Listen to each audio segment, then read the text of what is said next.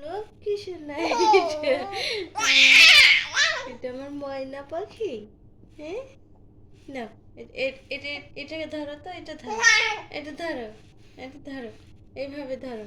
তুমি না কিভাবে ধরো, ধরো ধরো। হ্যাঁ, এটা একটা কামড় দাও।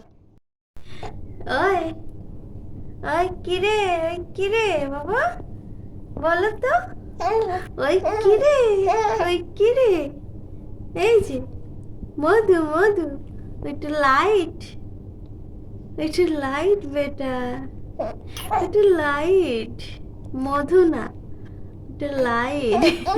তাই শরীফা, আর কি যেন বলে, রসমালাই, রসমালাই। তুমি রসমালাই খাবে, খাবে? কিভাবে খাবে তুমি বেটা?